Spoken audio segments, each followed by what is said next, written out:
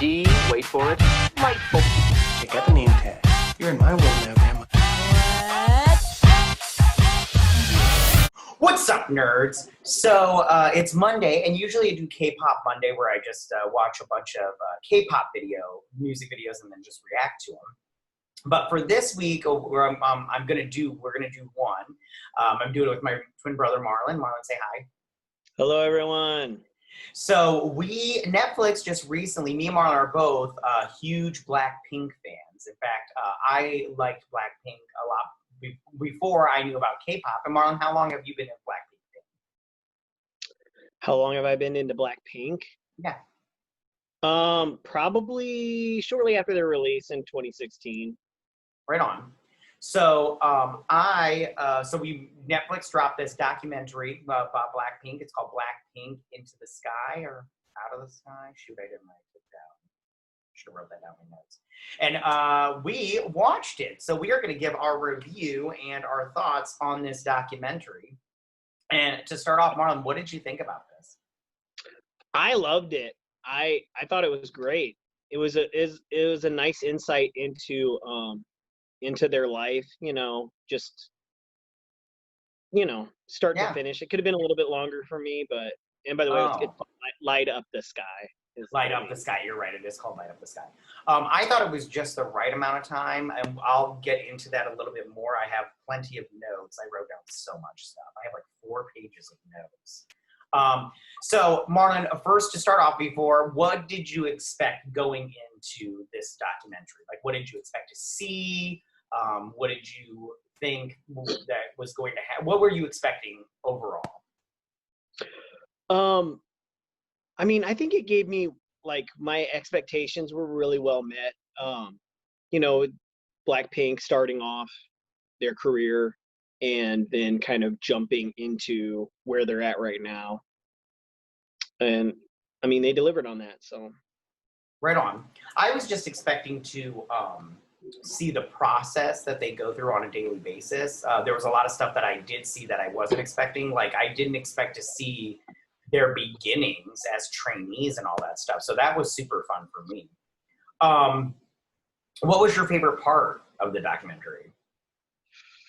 I don't know if I specifically, because I didn't write down like my favorite thing, but what I did like was. Or what was the most memorable part? I think the bits where they just have like those almost like sister-like interactions are fun, because it's always fun when you see bandmates or group mates and they actually get along with one another and they actually do care about each other outside of their careers. Right on. In fact, I wrote down a lot of stuff when talking about that kind of stuff. Like, I wrote down, I love their playfulness as girls, as a group and everything. And then I also wrote down so a lot of stuff that they said that was really funny. Like, one thing that they said was, I think it was Shitsu. She said, did I eat something today? And I'm like, oh my gosh, who hasn't been there before? And I was like, that's so funny. So I just constantly wrote down stuff that they said. So watching this, and you don't have to, tell me your favorite part, but what were some of the more memorable parts of the business aspect of this documentary? Some of the memorable parts of the business aspect. I've always liked that the music companies in K-pop like pluck these essentially children, and they train them for so many years in every aspect, so that when they are able to, finally release them as a group or whatever, then they're like this polished, they're like exactly what you want from day one, rather than having like, in America where an artist, you see them grow over time. These guys, when it comes to the biz, they're already there. Like, they sound great, they look great, they're really, these girls are good dancers. And so, yeah, I think I've always liked that part about K-pop, even though it sounds, it always sounds, like, it sounds crazy that, they're 14 and they're living in these dorms with people to train for 6-7 years without their parents, but they're training to essentially become famous. Right on. I wrote down some stuff. I said the training looks and sounds intense, but one thing I criticize it is I don't think that it showed it off as how intense it could be though, because from what I was researching on the internet is just like, and they showed a little bit of that, but like one of them was in training for 6 years. And then it said, at the beginning, it said, you know, some of them never make it / debut. And I'm like, how sad is that you train like for years and years and you never make it on the scene? And it's like, what a waste of time if that happens. I mean, who wants to waste that much time? So what were some, but in fairness to that, I mean, how many artists in America, you know, they hit stage after stage and gig after gig for a decade and never go anywhere. That's true. So it's kind of like that's the price you pay. You know, the music industry, she's cold-hearted. So if you're just not what they're looking for, then they move on. Right on. Something also of the business aspect, I really like seeing Teddy Park in there at the beginning when they were in the studio. I thought, first off, I thought their interactions there were so like super cute.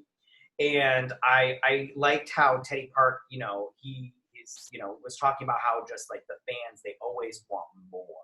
Like you give them and everything. And he said something like it's difficult as far as because you do want more, but you don't want.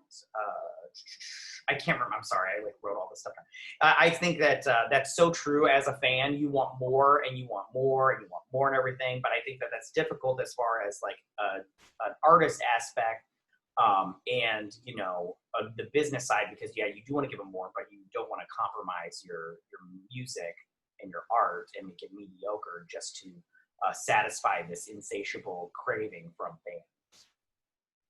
Yeah, I really like Teddy Park. In fact, I love Teddy Park in my notes. Oh my God, I wrote it too. I said I like Teddy Park right there. Yeah, just because he did a lot of work with well, I don't know about a lot, but he did some work with 21 and Big Bang, and Big Bang's my favorite. And so I know Big Bang too. I like watching his previous stuff when he did rap. So yeah, when he was in there, like I was really excited about him. And I just like, and one thing about that he was going through was I liked how he described the individual members of Blackpink and how Marlon, the group. I wrote that right here. Go, keep talking. I'm just.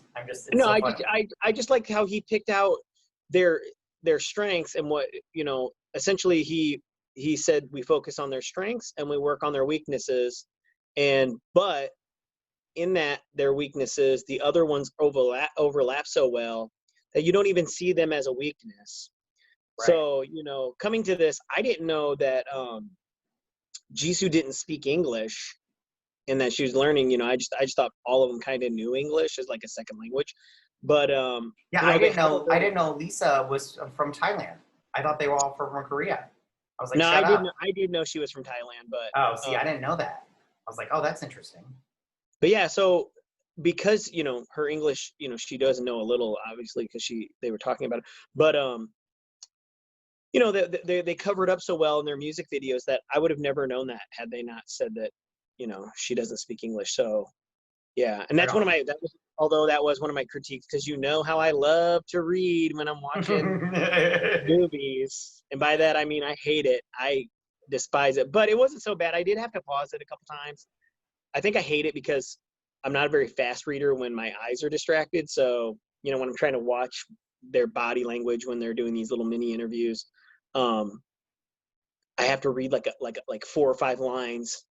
So I'll end up pausing the documentary just so I can read it. But you know, it wasn't too terrible. Right on. I just want to say some other stuff that I really liked about it. I love how everyone around them, like the Pilates instructor and you know, like Teddy Park and everything. I love how they spoke so highly of them. Just like they like these normal people saying how these 4 girls are really, really nice. And I loved hearing like every girl's story individually. I thought that was really nice also. I liked hearing how, you know, like Rosie, I didn't know she moved to Australia. I didn't know that either about her. So I was like, oh, that's interesting. I just thought all of them were from Korea, and lived there. I didn't know anything about their individual stories. And then I like the and they could have had a little bit more of it of them sitting in the theater watching stuff. I mean, I know they did that for their individual stories, but I really liked that a lot. I thought it was super fun, especially how they'd watch something and then interact with each other. And then also one thing I didn't know is I didn't know not only could they sing, but Rosie can play the guitar and instruments and stuff. I thought that was super fun to learn that. I was like, oh, shut up, look at you. I liked how they have a secret file in the studio where she's like, take that and put it in the secret file. I like that too. It's a lockbox. We got to hide it in the lockbox. Right, it's a lockbox. That's good. I like that. Yeah, no, I thought it was very charming, but also at the same time, I liked how they showed their vulnerability as women / people. It was very good. It's just, in fact, I can't remember. I think it was towards the end. They talked about how how it was so hard. You just go in 30 days, from stage to stage and plane fights. And I think it was, I want to say it was Jenny, but I can't remember. But I think she was just at Coachella, she felt sick and everything. And then they were just talking about how something about they were old ladies or whatnot. And I'm like, that's so funny because who doesn't felt like that before? Yeah. And they're in their mid to late 20s, I think. Yeah. Actually, I think Jisoo's the oldest, and she's 25. So yeah, they're in their mid to early 20s, and they're talking about being old women. Right on. Let's see. Now let's talk about things that. What did you think from this documentary? Not the group, but as a documentary, what did you think could use some improvement? So on a documentary standpoint, well, / movie, you can also do it. Or movie, I thought it could have been a little bit longer. It wasn't even an hour and a half long. So when you're watching a movie or a documentary, I do wish it was a little bit longer for me, just because there's some aspects about their careers that I wish they would have talked about, maybe go over some of the other groups that they didn't, or some of the girls that they remember that didn't make it or that started in other groups or other careers. Because, for example, Big Bang, there was a 6th member at one time and he went on to go do something else. And yeah, not to get into that. But they did a great there's a great documentary about that on YouTube, and they do a really good job of describing the cuts and stuff that YG makes for these groups. So I would have liked to maybe talk to some of the other girls that were with them, or some of the other trainees that were in their group. I think they said they started off with 9. I didn't write the number down, but they started off with, I think they said 9 too. A certain number of girls, and then slowly they would just start cutting them. And it'd be nice to just talk to them, what was Jenny like? What was Jisoo like? What did you think of Lisa and Rosie and stuff? So that would have been a nice, interesting take on the whole thing. Gotcha. I'm trying to think of any other negatives. No, I can't really. Okay, well, I have some critiques on this. First off, I thought it was too long. I thought that. Really? Yeah, well, only because this is why I thought that I liked hearing the girls talk, but I thought that a narrator was needed for the in the middle parts, because it was at one point I was just the interviews got a little too repetitive as far as from each girl, because they all had the same story as soon as they became trainees. We trained and we were training. I miss my family. It just got repetitive.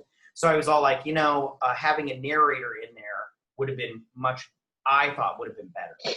I really wish that there was more performances also. I mean, they did show them at Coachella, which I want to just say right now, people put a lot of emphasis on Coachella, and I'm all big freaking whoop. I think Coachella is stupid. I know. Hot take right there. But I wish they had showed some more performances, because I'm all I do care about these girls and hearing about their individual stories, and that's pretty much what the first half was all about, which I liked it. But at the end, I wish they would have shown, here they are, they're working so hard to do their thing, to become these great artists, and you're not even going to show it. You show, very minimal stuff in my opinion. Also, I went and bought one of those Blackpink hammers off Amazon because I was like, I want one of those. I was like, oh, it's only $30 and buy. So I was like, oh, super fun. I'm trying to think. I'm not gonna lie, I thought about buying those stuff too, because Big Bang has one. It's like a crown for the VIPs. Yeah, I saw them on Wish. You could buy all four. You can buy Blackpink, Big Bang, Monsta X, and somebody else. I'm trying to remember. You can buy all four of them for like $20. But it's from Wish, so it's not that great quality. Yeah. I also want to just say that the director of this was Carolyn Suh, S-U-H. I thought the directing was less. There could have been more desired to be there. There was less than desirable as far as directing goes. I felt like it was just very like one-dimensional. And I don't know if this is her first outing as far as directing a documentary goes, but I did feel like it could have been better as far as that goes. To comment on your stuff, I think that when you said a lot of stuff was repetitive, I think that was just like editing. Like maybe they could have edited it better if that's how you feel. And then a narrator would have been perfect. Get somebody famous in there. A famous Korean actor or whatever to narrate it. Yeah. Or something like that. That would have been super fun. Like, or just Morgan Freeman. Or Morgan Freeman. Yeah, Morgan Freeman in there to edit. And real quick, I'm going to agree with you on Coachella. I don't think it's that big a deal. Although I'm not going to lie, I was going to see if you and I I was going to buy tickets and see if we wanted to go to Coachella. In 2019, Big Bang was having their comeback.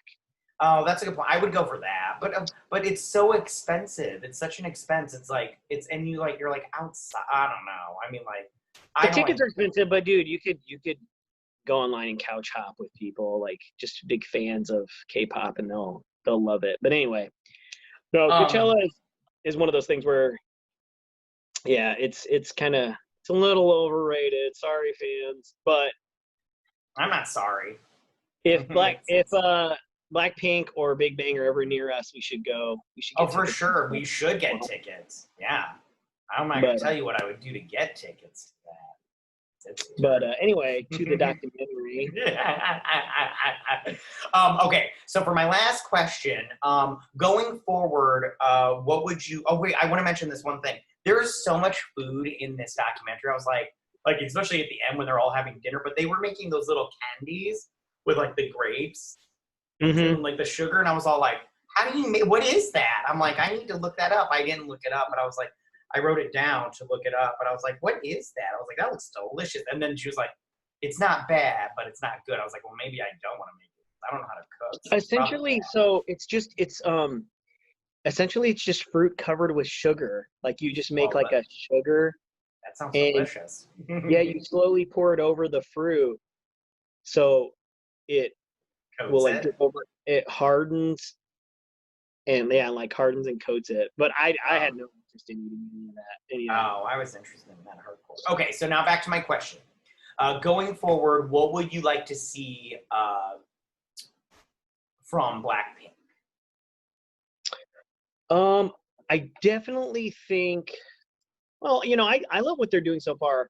I think that one thing that really, until they dropped this new album, I kept asking myself, like, when are they gonna come out with new stuff? When are they gonna come out with new stuff? Because they grew so fast that when you see, I think it's just because living in the States, when a big artist like that, for instance, Lady Gaga, when she first released, she got so big so fast, and she just kept releasing album after album after album.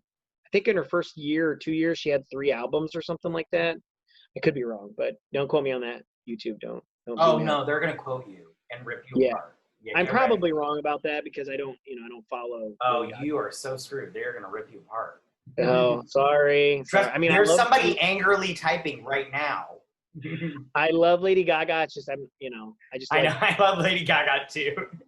But anyway, so I think that going forward, I would like to see them have more music come out faster.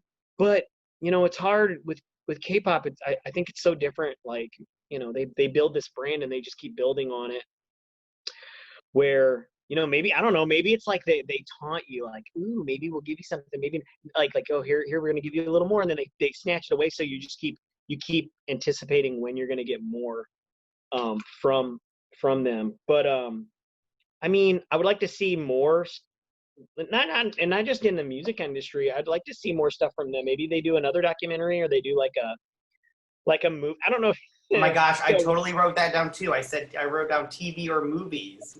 Yeah, like do you I know you're gonna remember this, but fans, you might not be old enough, but Spice Girls did this Spice World Oh my movie. God, I love Spice World. Yeah, and it was so quirky but fun at the same time. Like, it's like, I would love to see Blackpink do it, like Absolutely. a Spice World type movie. Like, I mean, don't call it Blackpink World, because that's just a weird name. Blackpink World. But yeah, I would love to see something like that. Call Maybe just Blackpink in your area. Yeah, that would be that's a great time. There you go. You need to market that to them. I came up with it first, so you guys need to give me a little bit of cash. Well, you just said a line they say all the time. That's so true. That's all right, fine. But yeah, like I think that going forward, I would like to see them more. Do more music videos, do more TV spots in English, please. Just for me. But no, yeah, like I think that's probably the answer to your question. I'd like to see them going forward, see them more. Right on. I said I do think that they should explore different types of music. I know that they do pop and everything, and they're like rap and everything, but it would be nice to see them kind of like have more to do, maybe rock, kind of have like a, kind of like what's his face? Oh, Machine Gun Kelly. He's putting out his new album. I don't know if there are any songs from that, but I like how he's kind of transitioned into this kind of like almost punk kind of rock kind of sound, and I think it's really good. I also said, I know that they collab with Lady Gaga on this new album, but I would love to see more collaborations with other artists, especially like American artists. I think that it's really good, especially, because I mean, like, we both love Lady Gaga, and just like, I'm all like, they've got that Hard Candy song. Is that what it's called? Hard Candy on that album? Sour Candy. Sour Candy. Something like, yeah. Yeah, do more collabs and everything. And then, like you, I said movies. I said movies or TV. I would love to see them in that kind of stuff. And that Spice World kind of movie is a great idea. That's such a good idea. Yeah. And one last thing I'll say is Shizu or Jisoo. I say Jisoo. I'll just say Jisoo because I don't know. She said at the very end, she said that this is not the end. This is just the beginning, and we have so much to show you. And I can't wait to see whatever it is that they come up with. I think they're great. I think that I love them so much, and they're so hot. If you're, if they're born to be alone. If I was single, I'd marry you right here. Yeah, for sure. I want to say one other thing. They need to put Coco in the next documentary more. That's the dog. That dog is cute. I love my dog. He's like a child to me, and that I had to rewind the documentary like 3 times because the dog kept distracting me. The dog is super cute. I think Lisa was playing with her, and it bit her hand, and she's like, "Oh, he's biting me," and I was like, "Yeah, get her." That's so funny. But yeah, like, that dog was cute.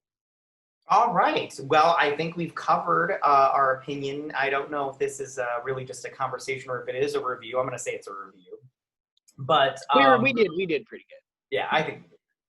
Okay, so like you guys, this documentary, Blackpink Light Up the Sky, is streaming on Netflix right now. You can go, and if you have a Netflix subscription, you can scroll down the little thing, click yes, and it'll play it for you. That's not exactly how it works, but you get it. Yeah, so if you like this video, guys, leave all your comments in that section down below. I want to hear what you guys thought about this movie. What was your favorite part? What was your least favorite part? Who's your favorite Blackpink member? What would you guys like to see going forward with Blackpink? Like I said, leave all your comments in that section down below. If you like this video, go and hit that like button. I won't mind. Marlon, you won't mind either. I will not mind. All right. And we go ahead and if you're new to my channel, please hit that subscribe button. I'd greatly appreciate it. And I will see you guys on the next K-pop anything. You guys have a good day. Bye.